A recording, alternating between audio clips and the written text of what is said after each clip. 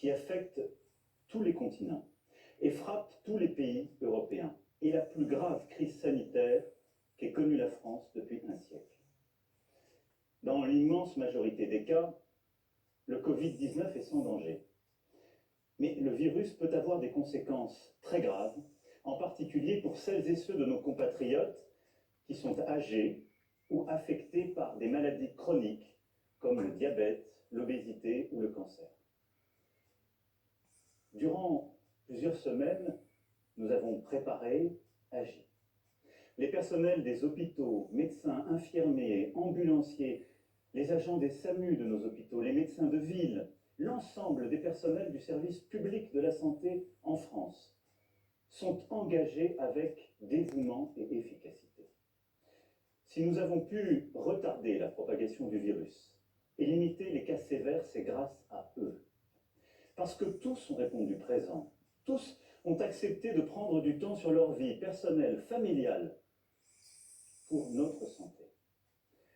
C'est pourquoi, en votre nom, je tiens avant toute chose à exprimer ce soir la reconnaissance de la nation à ces héros en blouse blanche, ces milliers de femmes et d'hommes admirables qui n'ont d'autre boussole que le soin, d'autres préoccupations que l'humain, notre bien-être, notre vie tout simplement. Je veux aussi ce soir saluer le sang-froid dont vous avez fait preuve. Face à la propagation du virus, vous avez pu ressentir pour vous-même, pour vos proches, de l'inquiétude, voire de l'angoisse, et c'est bien légitime. Tous, vous avez su faire face, en ne cédant ni à la colère, ni à la panique. Mieux, en adoptant les bons gestes, vous avez ralenti la diffusion du virus et ainsi permis à nos hôpitaux et nos soignants de mieux se préparer. C'est cela, une grande nation. Des femmes et des hommes capables de placer l'intérêt collectif au-dessus de tout, une communauté humaine qui tient par des valeurs, la solidarité, la fraternité. Cependant, mes chers compatriotes, je veux vous le dire ce soir avec beaucoup de gravité, de lucidité, mais aussi la volonté collective que nous adoptions la bonne organisation. Nous ne sommes qu'au début de cette épidémie. Et partout en Europe, elle s'accélère, elle s'intensifie. Face à cela, la priorité absolue pour notre nation sera notre santé. Je ne transigerai sur rien. Et un principe nous guide pour définir nos actions. Il nous guide depuis le début pour anticiper cette crise, puis pour la gérer depuis plusieurs semaines. Et il doit continuer de le faire. C'est la confiance dans la science. C'est d'écouter celles et ceux qui savent. Les plus grands spécialistes européens se sont exprimés ce matin dans une publication importante. J'ai réuni aujourd'hui, avec le Premier ministre, le ministre de la Santé, notre comité scientifique de suivi. Nous avons en France les meilleurs virologues, les meilleurs épidémiologistes, des spécialistes de grand renom, des cliniciens aussi, des gens qui sont sur le terrain et que nous avons écoutés comme nous faisons depuis le premier jour. Tous nous ont dit que malgré nos efforts pour le freiner, le virus continue de se propager et est en train de s'accélérer.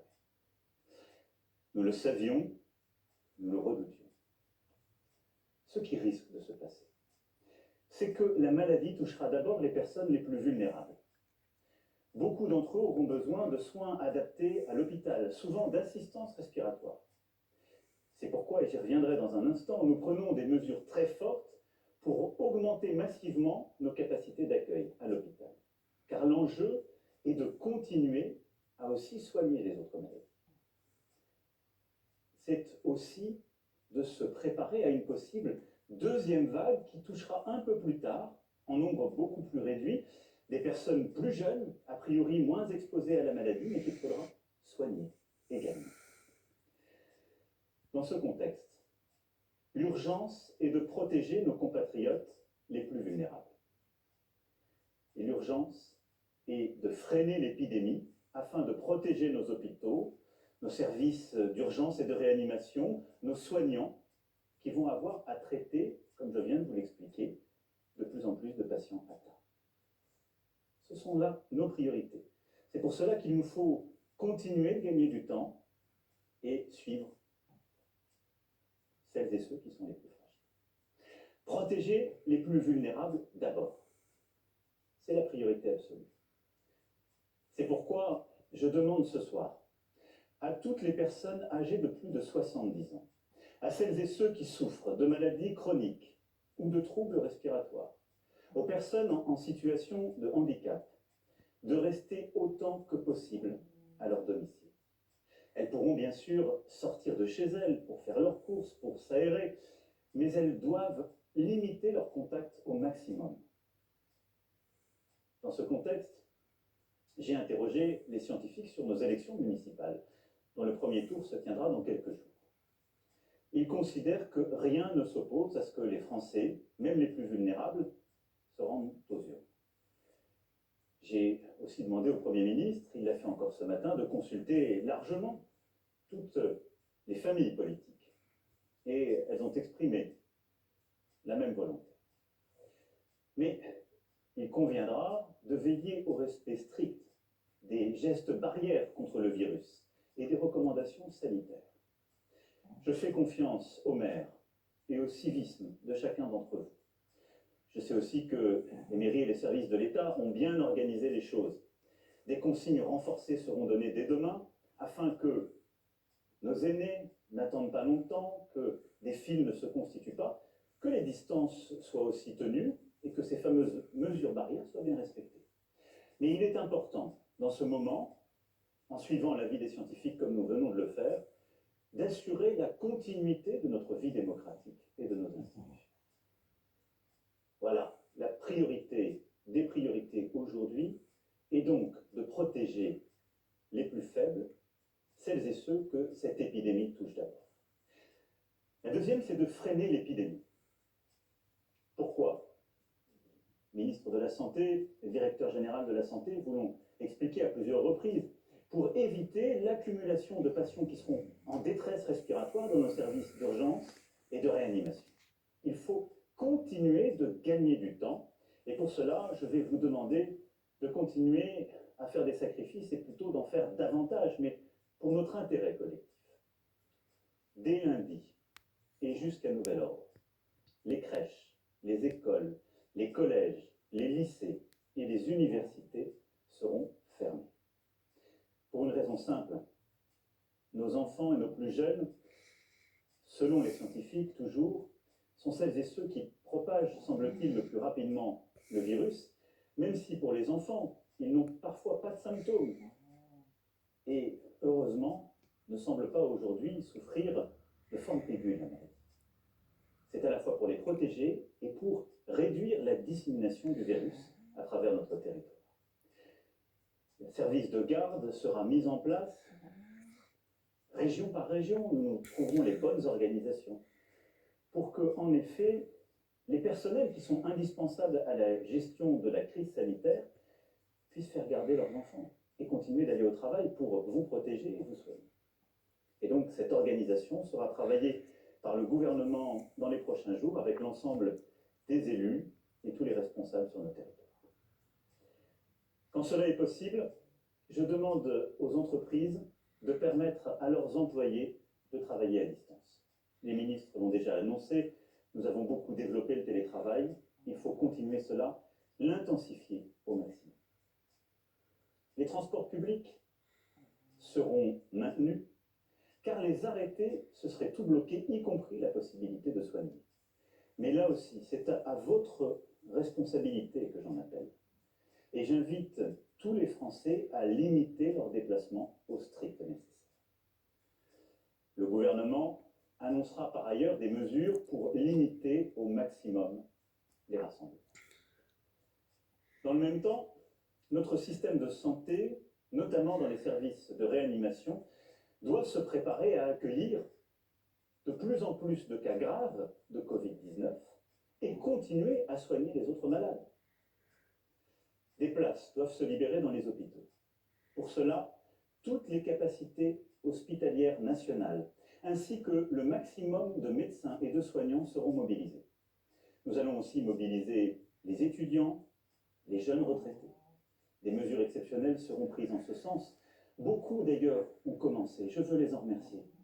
J'ai vu il y a quelques jours au SAMU de Paris une mobilisation magnifique, émouvante, exemplaire, où des étudiants, à quelques mois de leur concours, étaient là pour répondre aux appels, aider, et où des médecins à peine retraités étaient revenus pour prêter main forte. C'est cela que nous allons collectivement généraliser en prenant les bonnes mesures.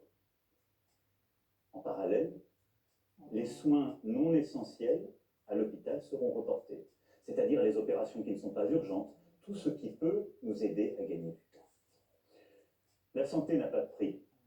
Le gouvernement mobilisera tous les moyens financiers nécessaires pour porter assistance, pour prendre en charge les malades, pour sauver des vies, quoi qu'il en coûte.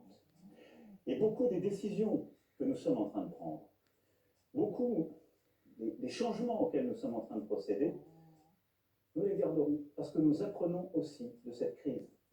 Parce que nos soignants sont formidables d'innovation et de mobilisation, et ce que nous sommes en train de faire, nous en tirerons toutes les leçons et sortirons avec un système de santé encore plus fort.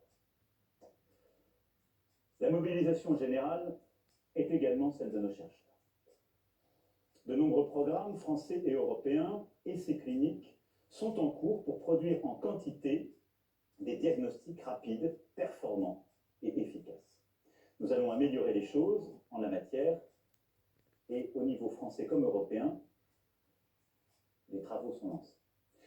Nos professeurs, avec l'appui des acteurs privés, travaillent d'ores et déjà sur plusieurs pistes de traitement. À Paris, Marseille, Lyon, entre autres. Des protocoles ont commencé. Et j'espère que dans les prochaines semaines, les prochains mois, nous aurons des premiers traitements que nous pourrons généraliser. L'Europe a tous les atouts pour offrir au monde l'antidote au Covid-19. Des équipes sont également à pied d'œuvre pour inventer un vaccin. Il ne pourra pas voir le jour avant plusieurs mois, mais il est porteur de grands espoirs. La mobilisation de notre recherche, française, européenne, est aussi au rendez-vous. Et je continuerai à l'intensifier. Cette épreuve exige aussi une mobilisation sociale envers les plus démunis, les plus fragiles. La trêve hivernale sera reportée de 2 mois. Et je demande au gouvernement des mesures exceptionnelles dans ce contexte pour les plus fragiles.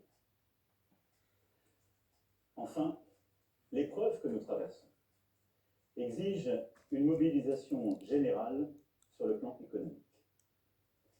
Déjà, des restaurateurs, des commerçants, des artisans, des hôteliers, des professionnels du tourisme, de la culture, de l'événementiel, du transport souffrent, je le sais. Les entrepreneurs s'inquiètent pour leur carnet de commandes. Et tous, vous vous interrogez pour votre emploi, pour votre pouvoir d'achat. Je le sais, c'est légitime. Et avec les décisions que je viens d'annoncer ce soir, cette inquiétude économique va évidemment s'accroître. Nous n'ajouterons pas aux difficultés sanitaires la peur de la faillite pour les entrepreneurs, l'angoisse du chômage et des fins de mois difficiles pour les salariés. Aussi, tout sera mis en œuvre pour protéger nos salariés et pour protéger nos entreprises, quoi qu'il en coûte, là aussi. Dès les jours à venir, un mécanisme exceptionnel et massif de chômage partiel sera mis en œuvre. Les premières annonces étaient faites par les ministres. Nous irons beaucoup plus loin. L'État prendra en charge l'indemnisation des salariés contraints à rester chez eux. Je veux en la matière que nous nous inspirions de ce que les Allemands ont su par exemple mettre en œuvre avec un système plus généreux, plus simple que le nôtre. Je veux que nous puissions préserver les emplois et les compétences, c'est-à-dire faire en sorte que les salariés puissent rester dans l'entreprise, même s'ils sont obligés de rester à la maison, et que nous les payons. Je veux que nous puissions protéger aussi nos indépendants. Et donc nous prendrons toutes les mesures nécessaires pour donner cette garantie sur le plan économique. Toutes les entreprises qui le souhaitent pourront reporter sans justification, sans formalité, sans pénalité, le paiement des cotisations et impôts dus en mars. Nous travaillerons ensuite sur les mesures nécessaires ou d'annulation ou de rééchelonnement. Mais je nous connais collectivement. Il prend toujours trop de temps à faire cela. Je veux, pour nos forces économiques, des mesures simples. Les échéances qui sont dues dans les prochains jours et les prochaines semaines seront suspendues pour toutes celles et ceux qui en ont besoin. Nous défendrons nos entreprises de toute taille. Nous défendrons l'ensemble des travailleurs et des travailleuses. En parallèle, j'ai demandé au gouvernement de préparer d'ores et déjà un plan de relance national et européen cohérent avec nos priorités et nos engagements pour l'avenir. Nous devons aussi porter une réponse européenne. La Banque centrale a déjà aujourd'hui fait part de ses premières décisions. Seront-elles suffisantes? Je ne le crois pas. Il lui appartiendra d'en prendre de nouvelles. Mais je vais être là aussi très clair avec vous ce soir.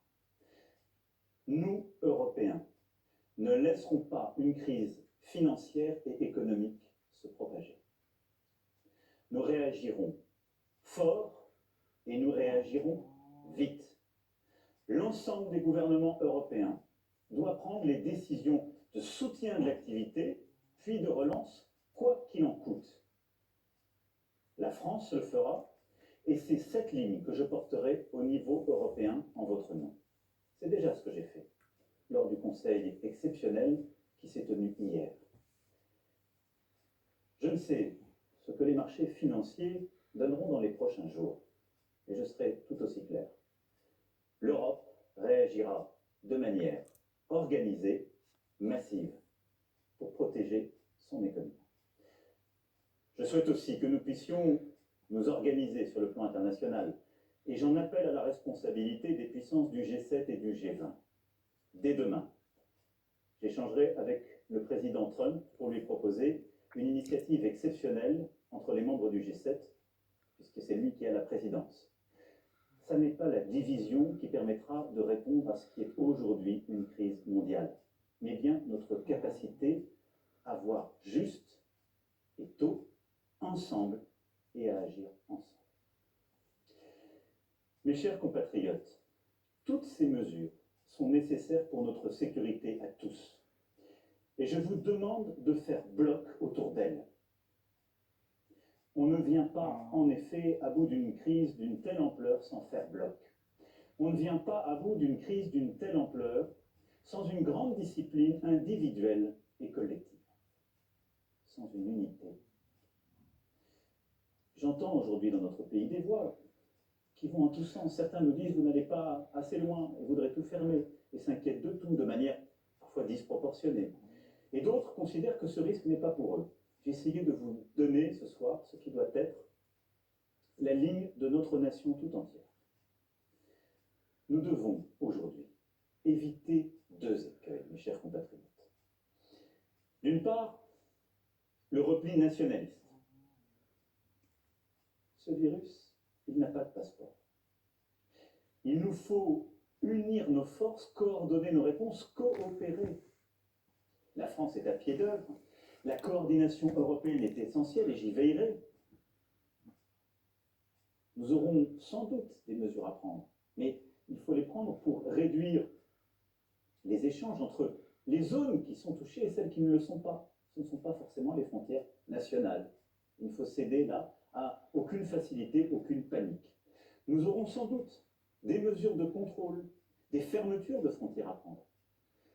Mais il faudra les prendre quand elles seront pertinentes, et il faudra les prendre en européen à l'échelle européenne, car c'est à cette échelle-là que nous avons construit nos libertés et nos protections.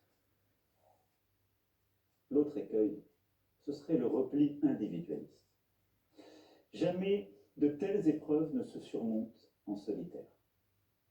C'est au contraire en solidaire, en disant nous plutôt qu'en pensant je, que nous relèverons cet immense défi. C'est pourquoi je veux vous dire ce soir que je compte sur vous, pour les jours, les semaines, les mois à venir. Je compte sur vous parce que le gouvernement ne peut pas tout seul et parce que nous sommes une nation. Chacun a son rôle à jouer. Je compte sur vous pour respecter les consignes qui sont et seront données par les autorités et en particulier ces fameux gestes barrières contre le virus. Elles sont aujourd'hui encore trop peu appliquées. Cela veut dire se laver les mains suffisamment longtemps avec du savon ou avec des gels hydroalcooliques. Cela veut dire saluer sans embrasser ou serrer la main pour ne pas se transmettre le virus. Cela veut dire se tenir à distance d'1 mètre. Ces gestes, ils peuvent vous apparaître anodins. Ils sauvent des vies. Des vies. C'est pourquoi, mes chers compatriotes, je vous appelle solennellement à les adopter. Chacun d'entre nous détient une part de la protection des autres, à commencer par ses proches. Je compte sur vous aussi pour prendre soin des plus vulnérables de nos compatriotes. Ne pas rendre visite à nos aînés, c'est, et j'en ai bien conscience, un crève-cœur. C'est pourtant nécessaire temporairement. Écrivez, téléphonez, prenez des nouvelles, protégez en limitant les visites. Je compte sur vous, oui, pour aussi aider le voisin qui, lorsqu'il est personnel soignant, a besoin d'une solution de garde pour ses enfants, pour aller travailler et s'occuper des autres. Je compte sur les entreprises pour aider tous les salariés qui peuvent travailler chez eux à le faire. Je compte sur nous tous pour inventer dans cette période de nouvelles solidarités. Je demande à ce titre au gouvernement de travailler avec les partenaires sociaux, avec les associations, dans cette direction. Cette crise doit être l'occasion d'une mobilisation nationale de solidarité entre générations. Nous en avons les ressorts. Il y a déjà des actions qui existent sur le terrain. Nous pouvons faire encore plus fort, tous ensemble. Je compte évidemment aussi sur tous nos soignants. Je sais tout ce qu'ils ont déjà fait, je sais ce qu'il leur reste à faire. Le gouvernement et moi-même serons là, nous prendrons toutes nos responsabilités pour vous. Je pense à tous nos soignants à l'hôpital qui auront les cas les plus graves à traiter, mais aussi beaucoup d'urgences. Je pense aux médecins, aux infirmiers, aux infirmières, à tous les soignants qui sont aussi hors de l'hôpital, qui se sont formidablement mobilisés, que nous allons de plus en plus solliciter dans les semaines à venir. Je sais pouvoir compter sur vous. Le ministre de la Santé aura l'occasion aussi de préciser dans les prochaines heures les règles pour que nous vous aidions à bien vous protéger contre le virus. C'est le respect que nous avons envers vous et c'est évidemment ce que la nation vous doit. Les règles seront claires pour chacun, elles seront là aussi proportionnées et expliquées. Je compte sur vous, toutes et tous, pour faire nation, au fond, pour réveiller ce qu'il y a de meilleur en nous, pour révéler cette âme généreuse qui, par le passé, a permis à la France d'affronter les plus dures épreuves. Mes chers compatriotes, il nous faudra demain tirer les leçons du moment que nous traversons. Interroger le modèle de développement dans lequel s'est engagé notre monde depuis des décennies et qui dévoile ses failles au grand jour. Interroger les faiblesses de nos démocraties. Ce que révèle d'ores et déjà cette pandémie, c'est que la santé gratuite, sans condition de revenus, de parcours ou de profession, notre État-providence, ne sont pas des coûts ou des charges, mais des biens précieux, des atouts indispensables quand le destin frappe. Ce que révèle cette pandémie, c'est qu'il est des biens et des services qui doivent être placés en dehors des lois du marché. Déléguer notre alimentation, notre protection, notre capacité à soigner, notre cadre de vie, au fond, à d'autres, est une folie. Nous devons en reprendre le contrôle, construire plus encore que nous ne le faisons déjà, une France et une Europe souveraines, une France et une Europe qui tiennent fermement leur destin en main. Les prochaines semaines et les prochains mois nécessiteront des décisions de rupture en ce sens. Je les assumerai. Mais le temps aujourd'hui est à la protection de nos concitoyens et à la cohésion de la nation. Le temps est à cette union sacrée qui consiste à suivre tous ensemble un même chemin, à ne céder à aucune panique, aucune peur, à aucune facilité, et à retrouver cette force d'âme qui est la nôtre et qui a permis à notre peuple de surmonter tant de crises à travers l'histoire. La France unie, c'est notre meilleur atout dans la période troublée que nous traversons. Nous tiendrons tous ensemble. Vive la République, vive la France.